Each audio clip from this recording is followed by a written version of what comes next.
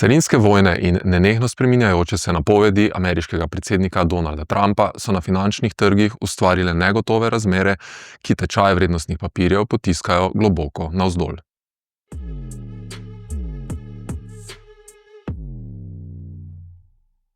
Izgube vrednosti so enormne.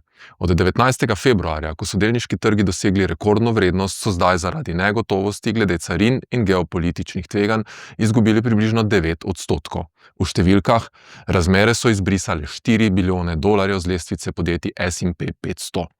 Vrednost delnice Tesle, na primer, podjetja, ki ga vodi sicer podpornik Donalda Trumpa, Elon Musk, je upadla za kar polovico, odkar je 17. decembra dosegla najvišjo vrednost vseh časov in vrednost podjetja pognala do $1,5 bilijona. To je zdaj izničilo večino dobičkov, ki so jih delnice ustvarile potem, ko je izvršni direktor Musk pomagal financirati volilno kampanjo ameriškega predsednika Trumpa. Indeks negotovosti ekonomske politike, ki ga spremljajo raziskovalci na Stanfordu, Univerzi v Chicagu in Univerzi Northwestern, je bil februarja 2025 za kar 161,9% višji kot leto prej.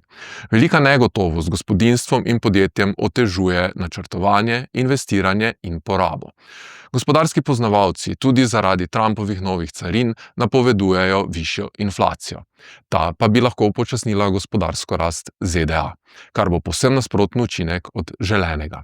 Globalizacija je namreč svet danes povezala do te mere, da je odvisnost med velesilami dosegla novo raven, ko formula s carinskimi vojnami ne prinaša želenega rezultata. Kar je zgodovina tudi ameriške administracije že pokazala, a očitno se je zdaj treba učiti na novo. Je pa to lahko nova priložnost za Evropo, če jo bo ta znala in zmogla izkoristiti.